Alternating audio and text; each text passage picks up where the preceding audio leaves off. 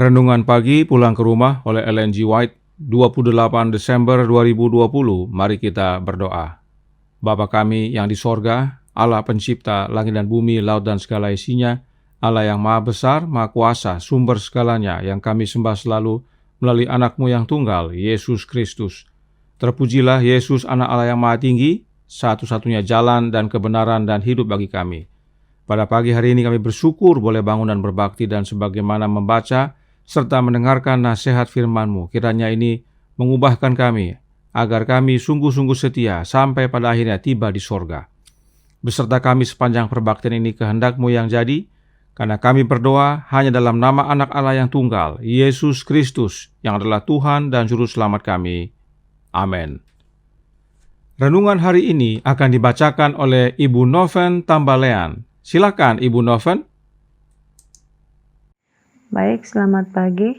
Renungan kita pada pagi hari ini 28 Desember 2020, lagu-lagu yang akan dinyanyikan. Ayat tema, mereka menyanyikan suatu nyanyian baru di hadapan tahta dan di depan keempat makhluk dan tua-tua itu. Wahyu 14 ayat 3.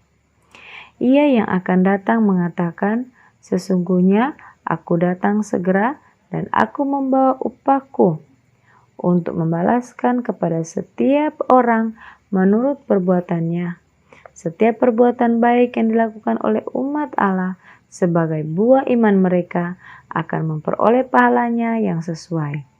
Sebagaimana kemuliaan satu bintang berbeda dengan bintang yang lain, begitulah orang beriman akan menikmati suasananya yang berbeda yang ditentukan bagi mereka dalam kehidupan pada waktu yang akan datang. Dan babak berikut tercatat, kemudian daripada itu, aku mendengar seperti suara himpunan besar orang banyak, seperti desau air bah, dan seperti deru guru yang hebat, katanya, Haleluya! Karena Tuhan Allah kita yang Maha Kuasa telah menjadi Raja. Mereka menyanyikan nyanyian Musa dan anak domba.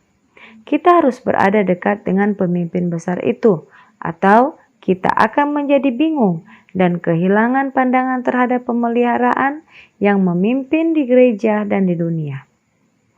Dan atas setiap sosok manusia akan ada rahasia-rahasia besar dalam urusan ilahi. Kita dapat kehilangan jejak Allah dan mengikuti kebingungan kita sendiri dan mengatakan, penghakiman-Mu tidak diketahui, tetapi jika hati setia kepada Allah, segala sesuatu akan menjadi jelas. Ada suatu hari segera menimpa kita ketika rahasia Allah akan kelihatan dan semua jalannya dipertahankan, ketika keadilan, rahmat, dan kasih akan melengkapi tahtanya, ketika peperangan selesai dan orang-orang kudus semuanya dikumpulkan ke rumah. Tema pertama kita adalah nyanyian anak domba, yaitu nyanyian kasih karunia dan penebusan. Nyanyian ini akan lebih nyaring, lebih tinggi, dan dengan nada yang lebih merdu, menggema dan mengema kembali di seluruh istana surga. Begitulah nyanyian pemeliharaan Allah, dinyanyikan menghubungkan kelonggaran-kelonggaran yang berbeda-beda, karena kini semuanya kelihatan tanpa tudung antara yang sah, yang bersifat nubuatan, dan Injil itu. Sejarah gereja di bumi dan gereja yang di surga, semuanya berpusat pada salib Golgota.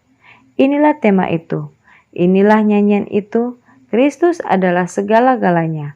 Dalam kidung-kidung pujian di seluruh surga, dari beribu-ribu dan 10.000 kali 10.000 dan rombongan umat tebusan yang tak terhitung banyaknya. Semua bersatu dalam nyanyian Musa dan anak domba ini. Itu adalah suatu nyanyian baru, karena nyanyian itu belum pernah dinyanyikan di surga. Nasihat bagi pendeta dan pelayan Injil, halaman 416, 420, 423, dan 424. Terima kasih. Terima kasih atas penata layanan Ibu Noven. Tuhan Yesus memberkati. Selamat pagi saudaraku dalam Tuhan. Lagu apakah yang dimaksudkan? Renungan hari ini menyatakan adanya dua lagu, yaitu nyanyian Musa dan nyanyian Anak Domba. Nyanyian apakah kedua lagu tersebut? Kemenangan akhir halaman 684 paragraf 2 menyatakan, nyanyian itu ialah nyanyian Musa dan Anak Domba, suatu nyanyian kelepasan. Nyanyian Musa dan nyanyian Anak Domba adalah nyanyian kelepasan. Perhatikan siapa yang dapat menyanyikan kedua lagu tersebut. Kemenangan akhir halaman 684 paragraf 2 menjelaskan, tak seorang pun kecuali yang 144 orang itu dapat mempelajari nyanyian itu, karena nyanyian itu adalah nyanyian pengalaman mereka, suatu pengalaman yang tidak pernah dialami oleh rombongan lain. Mereka adalah orang-orang yang mengikuti Anak Domba itu kemana saja ia pergi. Mereka ini, setelah diubahkan dari dunia ini, dari antara yang hidup, dianggap sebagai korban-korban sulung bagi Allah dan bagi Anak Domba itu. Wahyu 14 ayat 4. Mereka ini adalah orang-orang yang keluar dari kesusahan besar. Wahyu 7 ayat 14. Mereka telah melewati masa kesesakan seperti yang belum pernah terjadi sejak adanya suatu bangsa. Mereka telah menanggung penderitaan masa kesesakan Yakub. Mereka telah berdiri tanpa pengantara selama pelaksanaan terakhir penghakiman Allah. Tetapi mereka telah dilepaskan karena telah mencuci jubah mereka dan membuatnya putih di dalam darah Anak Domba. Di dalam mulut mereka tidak terdapat dusta. Mereka tidak bercela di hadapan Allah. Saudaraku dalam Tuhan, dalam paragraf selanjutnya, Nyonya White menjelaskan, dalam segala zaman, umat pilihan juru selamat telah dididik dan didisiplin di sekolah pencobaan. Mereka berjalan dalam jalan-jalan sempit di dunia ini. Mereka dimurnikan di dalam dapur api penderitaan. Demi Yesus, mereka menanggung perlawanan, kebencian, dan fitnahan. Mereka mengikuti Dia melalui pertentangan yang menyakitkan. Mereka menanggung penyangkalan diri dan mengalami kekecewaan pahit. Dari pengalaman mereka yang menyakitkan, mereka mengetahui bahayanya dosa, kuasanya, jahatnya, kutuknya, dan mereka memandangnya dengan kebencian. Kita bisa baca dalam Kemenangan Akhir halaman 685 paragraf pertama. Itu sebabnya renungan hari ini berkata dalam Pulang ke Rumah halaman 383 paragraf 3 yang berbunyi, kita harus berada dekat dengan pemimpin besar itu atau kita akan menjadi bingung dan kehilangan pandangan terhadap pemeliharaan yang memimpin di gereja dan dunia dan atas setiap sosok manusia. Nah, siapakah pemimpin besar kita? Kita bisa baca penjelasannya dalam Testimonies for the Church volume 1 halaman 467 paragraf 2 yang berkata, semakin jauh jarak mereka dari Kristus, pemimpin besar mereka, semakin sedikit karakter mereka seperti Dia, semakin dekat kemiripan mereka dalam hidup dan karakter dengan hamba dari musuh besar mereka, dan semakin yakin Dia akan mereka pada akhirnya. Pemimpin besar kita adalah Yesus Kristus. Kita harus berada dekat dengan Yesus, agar tidak bingung dan tidak kehilangan pandangan akan pimpinannya dalam hidup kita. Dan tidak hanya itu, semakin dekat kita dengan Yesus, semakin mirip kita dengan Dia. Tetapi, jika kita semakin jauh, maka setan semakin yakin bahwa mereka yang menjauh dari Yesus adalah miliknya.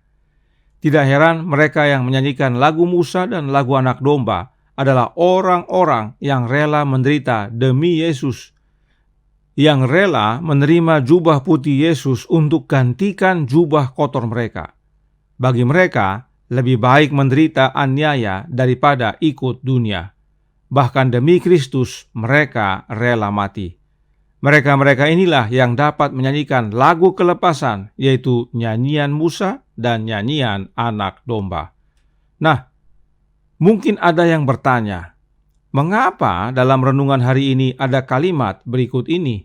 Pulang ke Rumah halaman 383 paragraf 2 yang berkata, dan babak berikut tercatat, kemudian daripada itu aku mendengar seperti suara himpunan besar orang banyak, seperti desau air bah dan seperti deru guruh yang hebat katanya, Haleluya, karena Tuhan Allah kita yang Maha Kuasa telah menjadi Raja. Mereka menyanyikan nyanyian Musa dan anak domba. Buku Kemenangan Akhir menyatakan tadi bahwa hanya yang 144.000 yang dapat menyanyikan nyanyian Musa dan nyanyian anak domba. Namun, dalam renungan hari ini disebutkan pula ada himpunan besar orang banyak yang juga menyanyikan lagu yang sama. Ada berapakah kelompok yang bisa menyanyikan lagu nyanyian Musa dan nyanyian anak domba? Kalau hanya yang 144.000 yang bisa, maka seharusnya tidak ada kelompok yang lain lagi. Nah, mari kita lihat dan buktikan. Dasar utama kita adalah firman Tuhan, Alkitab. Yohanes yang kekasih menuliskan dalam Wahyu 15 ayat 2 dan 3 yang berbunyi, "Dan aku melihat sesuatu bagaikan lautan kaca bercampur api, dan di tepi lautan kaca itu berdiri orang-orang yang telah mengalahkan binatang itu dan patungnya dan bilangan namanya. Pada mereka ada kecapi Allah, dan mereka menyanyikan nyanyian Musa, hamba Allah, dan nyanyian anak domba, bunyinya, Besar dan ajaib segala pekerjaanmu, ya Tuhan, Allah yang Maha Kuasa, adil dan benar segala jalanmu, ya Raja segala bangsa."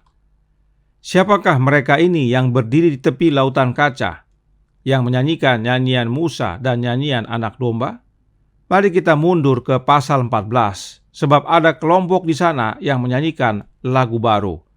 Wahyu 14 ayat 3 yang berkata, "Mereka menyanyikan suatu nyanyian baru di hadapan tahta dan di depan keempat makhluk dan tua-tua itu, dan tidak seorang pun yang dapat mempelajari nyanyian itu selain daripada 144.000 orang yang telah ditebus dari bumi ini." Jadi lagu baru tersebut, yaitu nyanyian Musa dan nyanyian anak domba, hanya bisa dipelajari oleh kelompok 144.000 tersebut. Inilah yang Alkitab nyatakan tentang ayat-ayat ini. Bagaimanakah dengan roh nubuat? Kita baca dalam Kemenangan Akhir halaman 684 paragraf 2 yang menjelaskan, "Di atas laut kristal di depan tahta itu, laut kaca yang bening, seakan-akan bercampur dengan api, begitu berkilau-kilau dengan kemuliaan Allah, berhimpunlah rombongan yang telah mengalahkan binatang itu dan patungnya dan bilangan namanya." Wahyu 15 ayat 2. Mereka yang 144.000 yang ditebus dari antara manusia berdiri bersama anak domba di Bukit Sion memegang kecapi Allah. Dan kemudian terdengarlah bagaikan desau air bah dan bagaikan deru guru yang dahsyat, bunyi pemain-pemain kecapi yang memetik kecapinya. Wahyu 15 ayat 1-2. Dan mereka menyanyikan nyanyian yang baru di hadapan tahta itu, suatu nyanyian yang tak seorang pun dapat mempelajarinya selain dari yang 144 orang itu. Nyanyian itu ialah nyanyian Musa dan anak domba, suatu nyanyian kelepasan. Tak seorang pun kecuali yang 144 orang itu dapat mempelajari nyanyian itu, karena nyanyian itu adalah nyanyian pengalaman mereka, suatu pengalaman yang tidak pernah dialami oleh rombongan lain. Sebagai informasi, kalimat yang ditandai warna kuning tidak sama dengan yang dalam buku cetakan. Kalimat yang dalam buku cetak, Kemenangan Akhir, berbeda makna dengan tulisan aslinya. Dalam tulisan aslinya, Enya White dengan jelas menyatakan bahwa kelompok tersebut adalah kelompok 144.000. Tetapi saat membaca terjemahan dalam buku cetak, ada kesan dua kelompok yang berdiri. Hal ini tidak selaras dengan tulisan asli dan tulisan Alkitab. Jadi, sesuai Alkitab dan roh nubuat, yang menyanyikan lagu Musa dan lagu anak domba hanyalah kelompok yang 144.000 tersebut. Lalu, bagaimana dengan yang dinyatakan dalam renungan hari ini?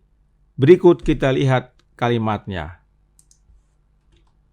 Renungan hari ini menyatakan bahwa ada himpunan besar orang banyak, dan mereka juga menyanyikan nyanyian Musa dan nyanyian anak domba. Nah, Renungan hari ini dikutip dari buku Testimonies to Ministers and Gospel Workers, dan kalimat ini hanya terdapat dalam buku ini saja.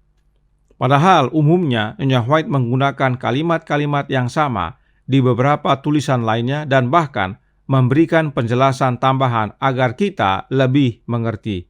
Itu sebabnya Nyonya White katakan, tulisan Roh Nubuat menjelaskan dirinya sendiri.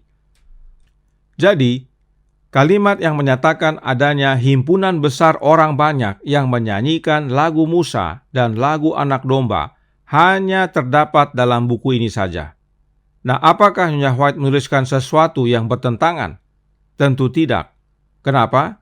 Karena buku Testimonies to Ministers and Gospel Workers dicetak tahun 1923. Apa artinya?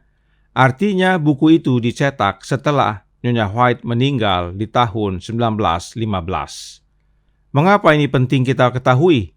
Karena Nyonya White mengamarkan dalam Testimonies volume 5 halaman 696 yang menjelaskan, dan sekarang bagi semua yang memiliki hasrat akan kebenaran, saya menyampaikan, jangan percaya pada laporan yang tidak diautentikasi tentang apa yang telah dilakukan atau dikatakan atau ditulis oleh saudari White.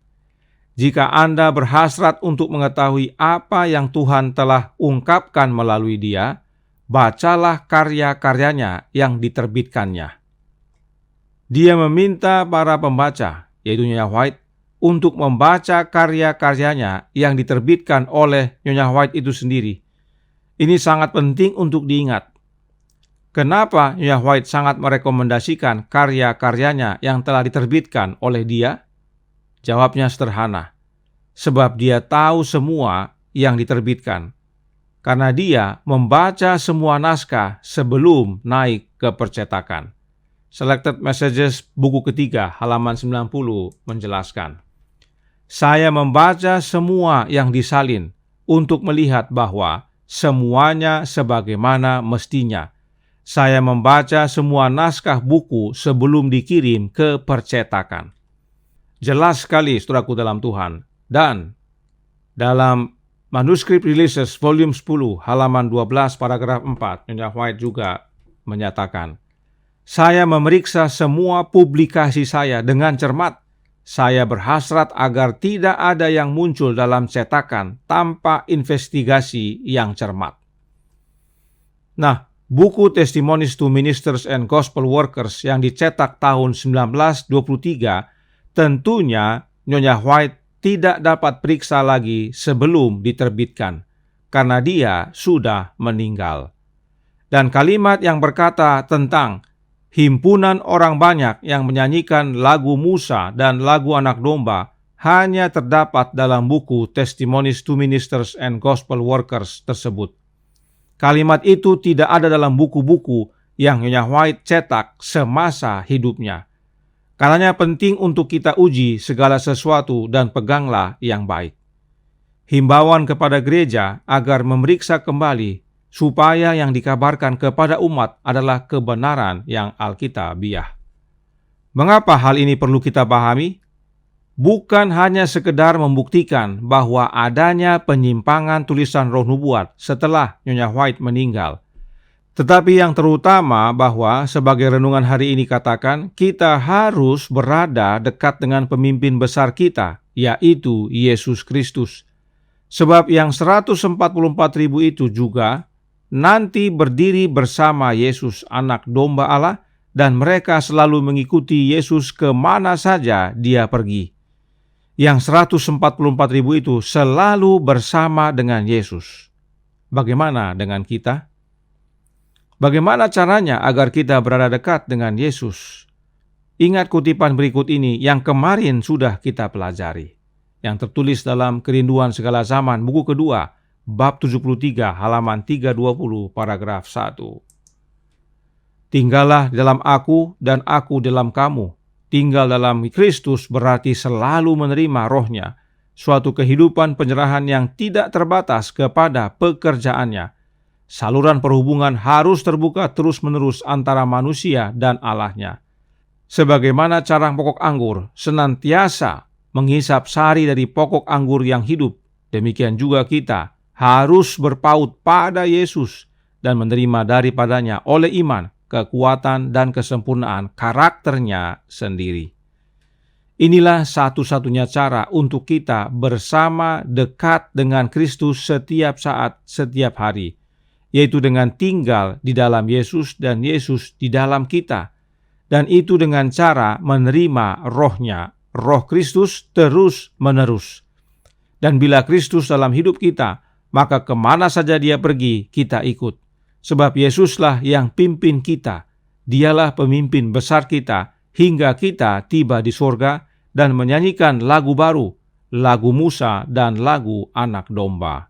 Tuhan memberkati, saya bawa dalam nama Yesus. Amin. Mari kita berdoa.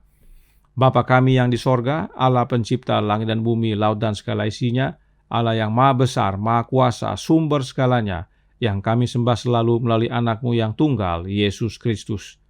Terima kasih atas penjelasan kebenaran yang indah pagi hari ini. Biarlah kami selalu dekat dengan Yesus.